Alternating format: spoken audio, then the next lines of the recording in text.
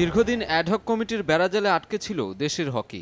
অবশেষে ফেডারেশনে নির্বাচনী ডামাডোল, কিন্তু তাতেও বাদ সাধে জলঘোলাও কম হয়নি। নির্বাচনের পথে ঠিকঠাক এগুচ্ছিল সবকিছুই, কিন্তু শেষ মুহূর্তে আদালত কর্তৃক স্থগিতাদেশ। তারেকে আদেলের ভোটার তালিকায় অন্তর্ভুক্তির বিষয়ে আপত্তি তুলে আদালত বরাবর রিট করেছিলেন শিশু কিশোর সংঘের সাবেক সাধারণ সম্পাদক ও যুক্তরাষ্ট্র প্রবাসী সিকান্দার হায়াত। তবে সবকিছুকে পাশ কাটিয়ে নির্বাচন নিয়ে আবারও আশার আলো দেখছেন কর্মকর্তারা। আগামী কয়েকদিনের মধ্যেই পুনঃতফসিল ঘোষণার আশ্বাস নির্বাচন কমিশনারের। পূর্ণ তফসিল আমাদেরকে দিতে হবে বা সংশোধিত তফসিল।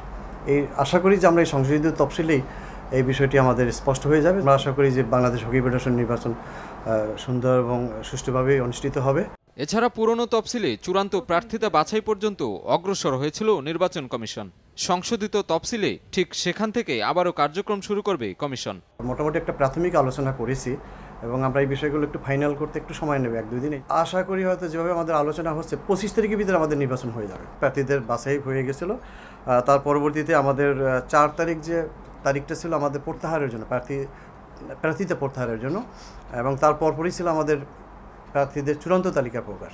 তো আমাদের প্রার্থীতা প্রত্যাহার থেকে আমরা এটা শুরু করব। ঘোষিত তফসিল অনুযায়ী গেল 8 এপ্রিল অনুষ্ঠিত হওয়ার কথা ছিল হকি ফেডারেশনের নির্বাচন। সাজিদ আরাফাত, সময় সংবাদ, ঢাকা।